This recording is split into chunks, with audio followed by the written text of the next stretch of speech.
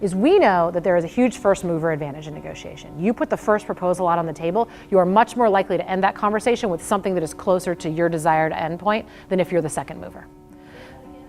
There's a huge first mover advantage in negotiation. The person who puts the first proposal about how something's going to be solved on the table, when the final resolution happens, that proposal is going to be advantage the person who made the first offer as opposed to the person who made the second offer.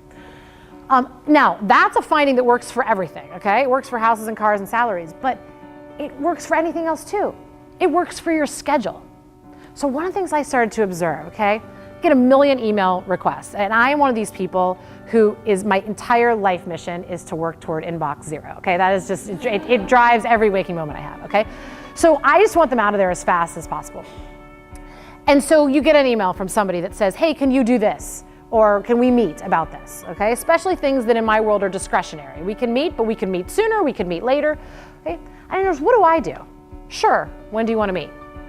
I just let them make the offer, right? Or how about Tuesday? What works? And then they'll be like, 6:45, and I'm like, okay, 6:45 it is. Okay? No, I noticed my male colleagues, right? They'd write an email, right? How's 3:15 next Wednesday? Well, as good as anything. Sure, I'll take that offer, right? So the idea of we start to even do things like, I'm not going to negotiate over money necessarily, I'm going to negotiate over time.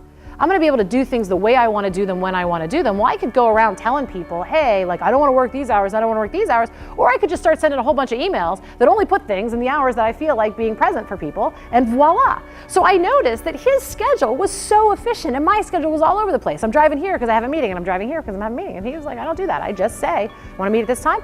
People take the first offer, sure, right? If they really can't do it, they counteroffer, and then you make a second proposal. Well, Wednesday at 3:15? No, that doesn't work. How about Thursday at 9:20?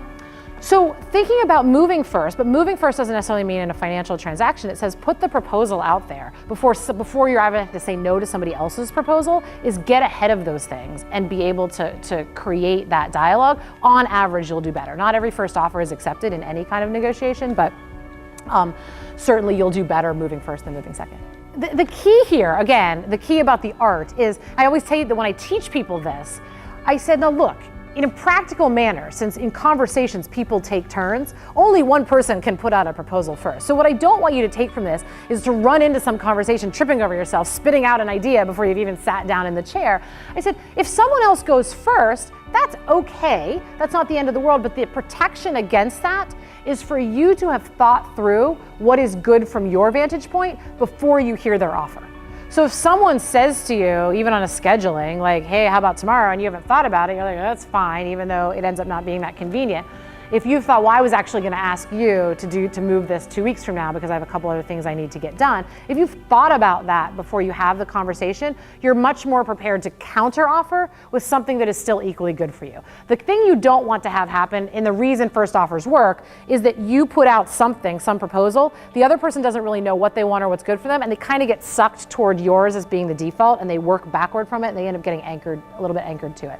As long as you're well prepared for whatever it is, to know what you want. The idea is if you go second, you just want whatever you offer to be as advantageous to you as what their first proposal was to them. But I do hear this a lot from women and from men of, well, you're gonna learn something. And there are certainly circumstances, if you are truly unprepared in a negotiation and you don't know what good is, you are in very dangerous water, that you will suggest something that later you will learn is not very good.